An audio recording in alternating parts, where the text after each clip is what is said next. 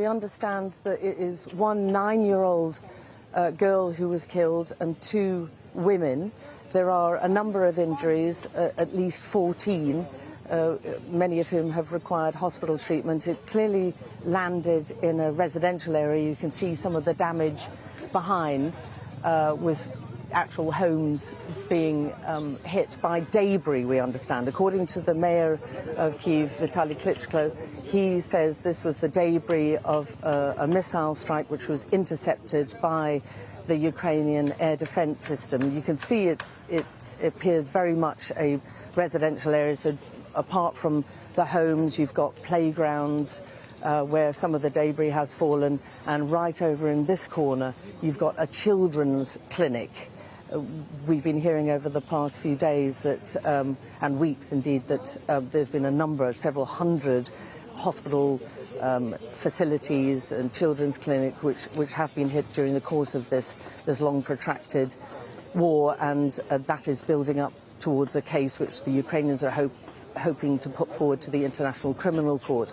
But the last few days, the best part of a week, Kyiv has woken up to sirens and attempted missile strikes, mostly being emptied, 90% of them being intercepted by their air defense systems. And it was like that this morning again. At 3 o'clock in the morning, residents woken up, terrified, being killed and injured. And that has been the ongoing situation over the past few days as more and more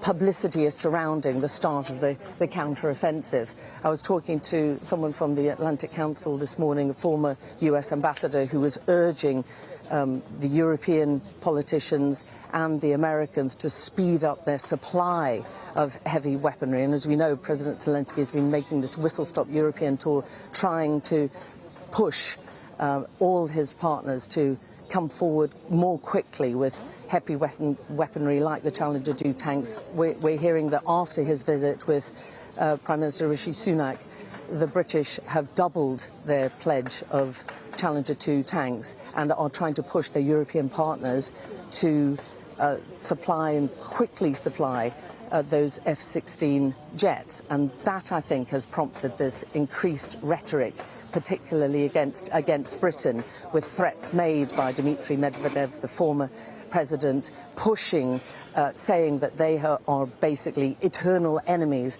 of Russia, and suggesting that British officials could be legitimate military targets, and that will enrage most of the European politicians, particularly the British, I imagine.